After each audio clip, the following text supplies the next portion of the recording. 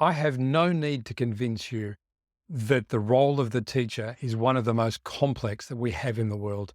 You've been there, you've done that, you understand the complexity of all of the things going on in the world of the teacher. Being a leader of teachers is even more complex. And this program is built around supporting middle leaders, especially new and aspiring middle leaders, to get the best foundation in a range of areas, skill sets, mindset in particular, that will assist in shifting you through progressively to become a very effective leader, hopefully, maybe being a senior leader in your later years. This program has been born out of work that I've been conducting with middle leaders since 2006. And that heritage and the DNA of that work over the journey lives in this program. And in my work with middle leaders in a range of contexts, countries, and situations, I've seen three constant problems persist with the middle leader cohort. Especially for new and young, even aspiring middle leaders, there is a narrative that goes on in the minds of these people that says, who am I when I've got a team of people, some of whom have been ex-principals maybe, and most of whom are older and more experienced than I? Who am I to guide them? Who am I to instruct them? Who am I to challenge them? And this mindset is absolutely unnecessary and even damaging in terms of leadership confidence. It's a self-fulfilling prophecy. It undermines the outcomes of leadership that we all aspire to. And so it's one of those elements that we address significantly in this program towards leadership confidence. Addressing that voice in the head that says, who are you to be here? And actually reframing your approach to be really confident in the value that you bring as a new middle leader.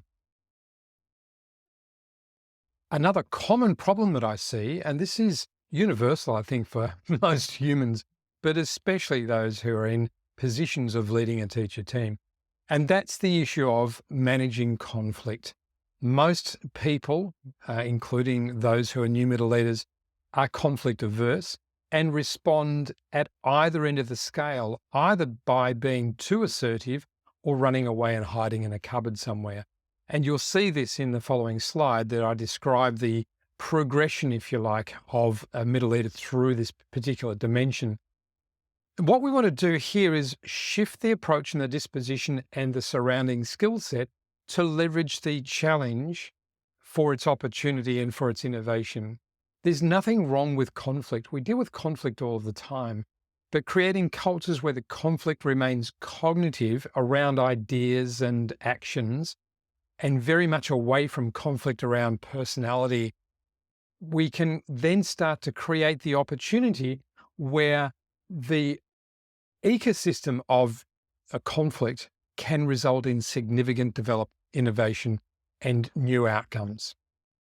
The final problem that I see that's very common is this somewhat naive idea as new leaders come into being a leader, thinking that they are responsible for everything, the motivation, the drive, the outcomes, the agenda, the process, and that this becomes a burden to carry. It's like pushing a heavy wheelbarrow up a muddy hill and you slide back and you get caked in the mud and it's just not very pleasant. And in fact, once we release the shackles of this burden by both a mindset and a skill set, we enable the new leader, the developing leader, to become more facilitative rather than command and control. And so we want to move from the officer in charge type persona through to being someone who can craft, create, and drive collaboration. And the tools and the mindsets that we develop in this particular part of the program really release the potential of our new young leaders to begin to have serious influence on the development of a team and its outcomes. So in many ways, this slide represents the big why of this program: to help emergent and new leaders move through these three channels upwards in this progression ladder, if you like, through confidence, challenge, and collaboration. And if we take a look at the first ladder in particular, we'll have a range of dispositions and self-narratives around the legitimacy of the leader in this particular situation. If you're a doubter then you have a solid belief that you shouldn't be here. You're a complete imposter, but this is completely debilitating and reduces any effectiveness that you might have as a leader in this role.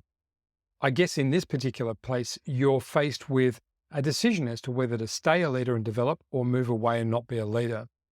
In many ways, this slide represents the big why for this program, where we look at these three problem sets and we then rework them as opportunities for development. So there's the vertical of confidence, the one of challenge, and the one of building collaborative skills.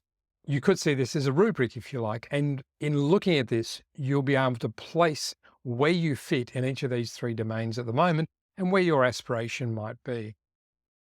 If you look at the vertical that's all about confidence, it starts at the very bottom where people have no belief that they are in the right place as a leader, and they are completely debilitated by this sense of I'm an imposter in this role. And as we progress up through that, the belief of I'm in the right place, I have the legitimacy to be a leader in this context grows. And that foundation, that deep foundation of confidence starts to build over time. And we progress through the hesitant to the emerging to the confident contributor, all the way up through to the fearless leader. And I must say the fearless leader is not entirely 100% immune to self-doubt. In fact, there's an element of self-doubt that's healthy, that we always need others around us helping us reframe our approach and adjust the way things are going.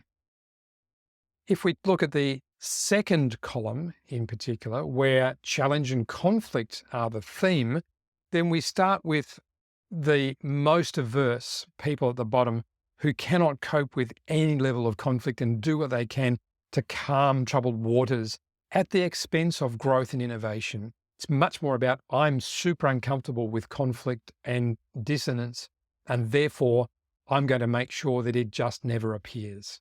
As we progress up through this particular ladder, you can see that we move through conflict avoidance to problem solving to embracing challenge and being a conflict master, if you like, of being truly open to the opportunity of conflict and having a big influence in shaping the nature of that conflict so that it's not involving the personal, but it's involving outcomes, approaches, actions, and thoughts effectively. So that's a tank of development that we'll go through in particular. And in the collaboration side, you can see that we have people who start at that command and control level, the authoritarian, I'm the officer in charge, even if it's the only way I know to be, and that's what I think I need to be as a new leader.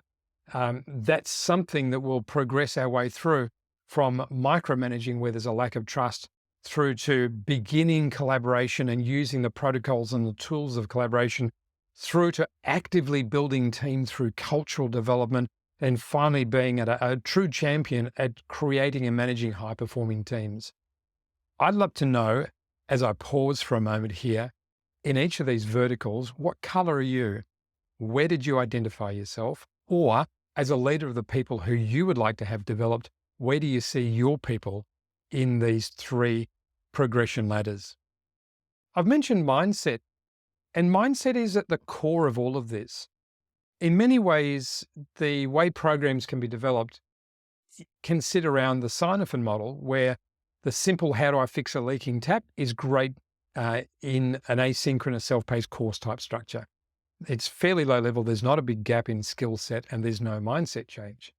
When I start to need to move into a significantly new domain of work, I'll need an expert.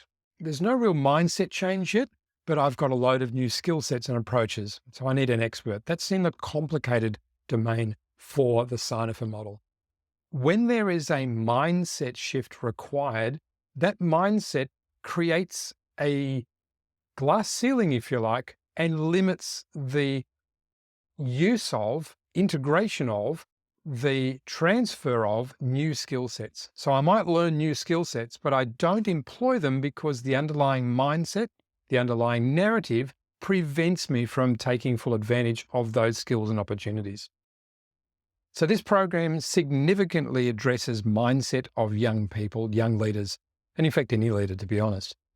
And once we clear the mindset, then we've got the opportunity to take full leverage of the skills and tools and protocols and processes that we'll learn in this particular program. To do this, we need one-to-one coaching. An asynchronous course won't do this for you. A course with live group sessions won't do this substantially, but one-to-one coaching does. And I've had numbers of conversations where people have big imposter syndrome dispositions that have been dismantled by a coaching process. Even situations where normally a leader is sound in their approach and disposition and impact, but particular situations cause all of that to dissolve away. And that is addressed through the one-to-one coaching as well. So then the image behind me of breaking the glass ceiling with the hammer is all about that mindset shift that occurs through the length of this program. So now we've got to the what of the course, and I'm not going to read each of these out. You can see them and glance at them and get them quite quickly. Now, this is a substantial program that will occur over 4 months or more, depending on scheduling. And this is mapped to the time it takes for the brain to change, which is generally 3 months or more. It's also timed specifically now to begin the journey of development well before the start of the new academic year in the Northern Hemisphere. So as we start this work before the end of this current year, move it a little bit into the summer holidays, and we'll have some opportunities to connect, particularly one-to-one coaching, and then continuing to support our new and young leaders as they land in role and provide further coaching and mentoring as that happens. This then becomes a program of significant opportunity for really developing our young leaders. I look forward to you yourself as a young leader or your team joining me in this program. So please, if you have further comments or questions, reach out to me by email or book a call with me for 30 minutes. I can take you through, explain the design a bit further if you have questions that need answering. Looking forward to seeing you or your team on this program. Take care, stay well.